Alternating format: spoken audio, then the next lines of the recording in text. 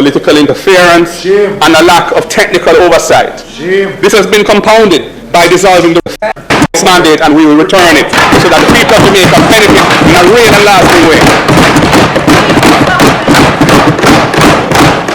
Mr. Speaker, I turn to the issue of road maintenance.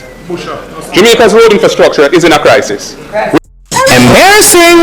We need some milk! To the issue of road maintenance. Jamaica's road infrastructure is in a crisis. I turn to the issue of road maintenance. Jamaica's road infrastructure is in a crisis.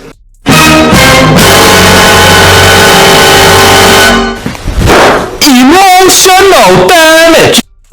To the issue of road maintenance.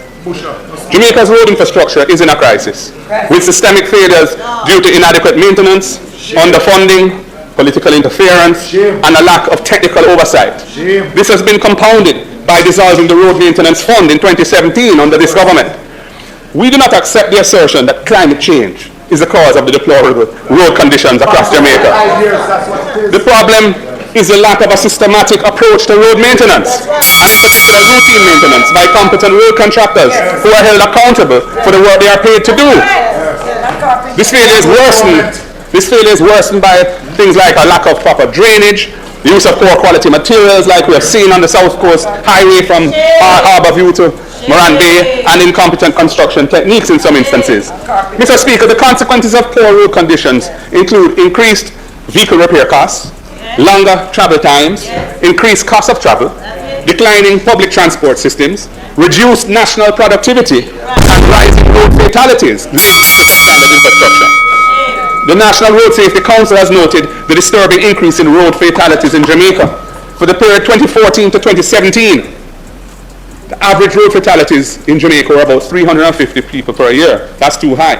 But this has escalated since then to well over 400 and even 450.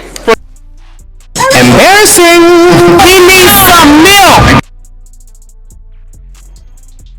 Something not right now, wisdom warriors. Something is not right. Tell about them.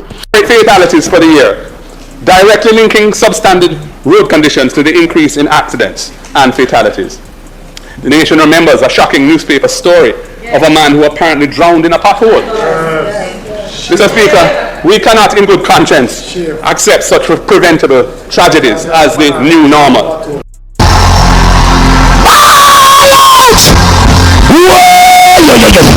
We need help, Jesus! The state of Jamaica's roads are undoubtedly the worst that they have been in living memory.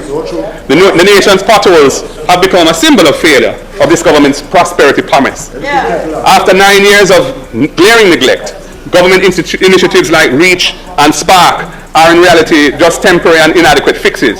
Indeed, the major project SPARK will only address, I believe, 4% of the total road network.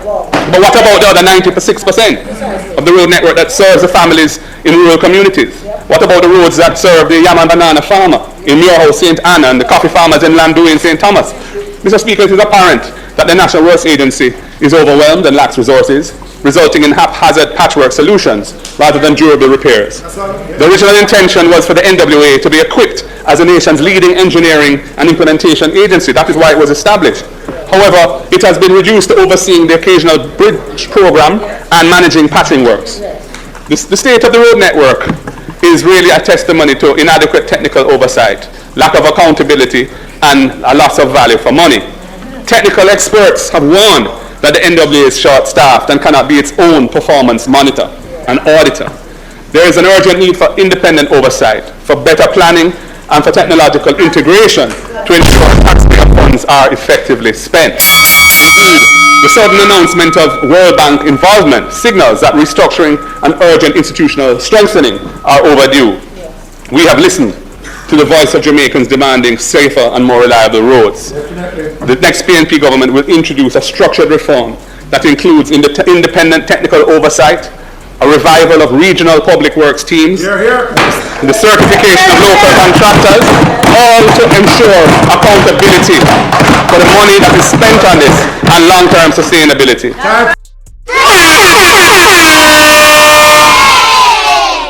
reliable roads. The next PNP government will introduce a structured reform that includes independent technical oversight, a revival of regional public works teams, the certification of local contractors, all to ensure accountability for the money that is spent on this and long-term sustainability.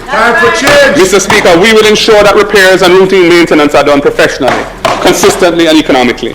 Local teams, supported by training from HART and UTech and other institutions, will enhance local skills development and ensure higher quality and accountability. We have to bring an end to potholes the size of ponds engulfing main thoroughfares like Spanish Town Road and Howard Cook Boulevard.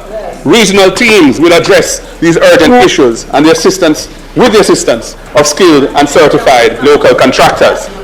Mr. Speaker, we will also move towards a system of independent engineering oversight for major road projects. We will leverage the bright young minds of professionals graduating from UTech, UE, UCC, HARD, and pair them with the experienced technocrats of the NWA and the municipal corporations and provide a proper technical oversight of road projects. That's it. Mr. Speaker, we will put in place a strategic 10-year national road maintenance and rehabilitation plan.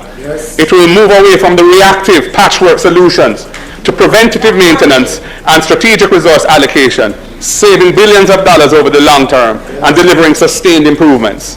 With the input of our bright young professionals, we will integrate modern technologies such as AI-driven road condition assessment tools in the management of the maintenance of roads.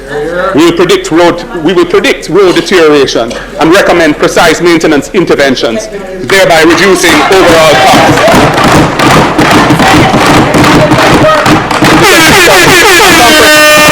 Precise maintenance interventions, thereby reducing overall costs.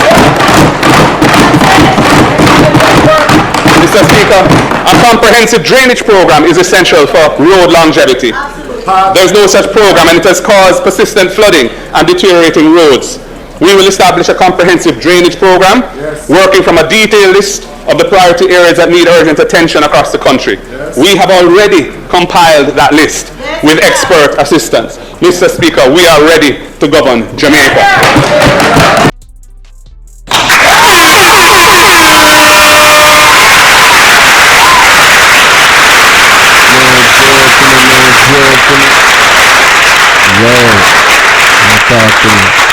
You know, when you know that in the comment section, you see it.